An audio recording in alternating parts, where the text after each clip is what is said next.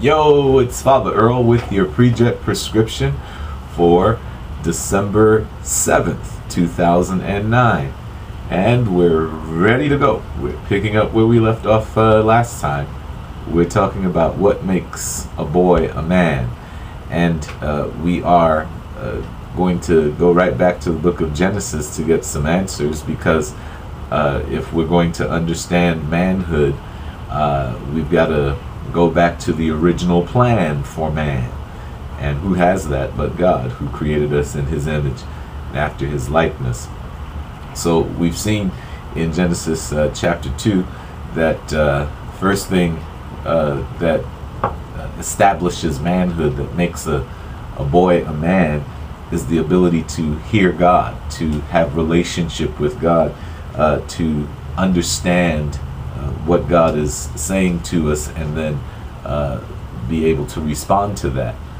So building relationship, communication with God is the first order of manhood. And so we see in Genesis chapter 2 that God is communicating with the man he created. He puts him in the garden to dress it and keep it, Genesis chapter 2 and verse 15. And he speaks to the man, gives him a command, and says, don't eat of the fruit of the tree that's in the midst of the garden. And that man then communicates that to his wife. So being able to hear God and communicate what we've heard from God, to be able to respond to what God has said, is a staple of manhood. Now here's the second one. The second thing we're going to see right here is that not only do we need to know God, but to go from boyhood to manhood, we need to know ourself and what God put us here to do. Have to have self-knowledge, which includes knowledge of my purpose, my giftings, my passions, what I'm put here for. Boys become men when they make a commitment to a purpose, a passion, when they make a commitment to an inner life, when they have an understanding of self and they begin to move in that understanding of self. Paul said that when I was a child, I thought as a child, I spake as a child, I understood as a child. But when I became a man, I put away childish things. And children are trying things out. That's the hallmark of childhood, is experimentation. I'm going to dabble here, I'm going to dabble there. I'm going to try this out and try that out. I'm going to have this experience to awaken the senses within, to get in touch with who I am, to discover parts of myself that haven't been engaged in life yet. But when we move beyond childhood into adulthood, we're no longer trying things out. We've now committed to a course. Childhood is marked by governance through the senses and the flesh, carnality.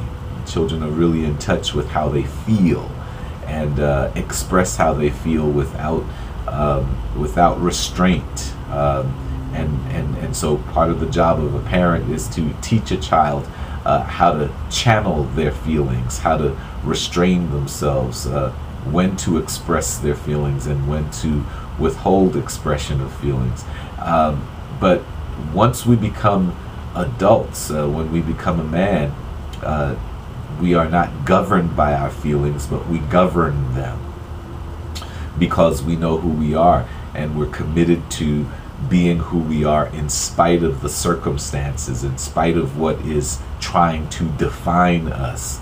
We express ourselves, we are ourselves, we are being ourselves in spite of the move to redefine who we really are. So Adam, he understands himself because God tells him who he is.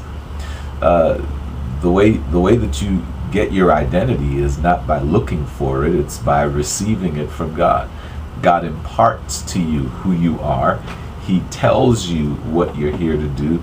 He gives you an identity, and he gives you purpose. So Genesis 2:15, the Lord God took the man and put him in the Garden of Eden to dress it and keep it.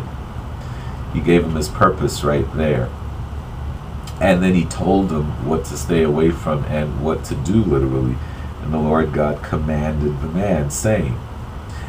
So right there we see that the second part of going from boyhood to manhood is self-knowledge, and that includes knowing what God put me here to do. We're going to pick up with the third aspect of boyhood to manhood tomorrow. Want you to share this with somebody you know who needs it.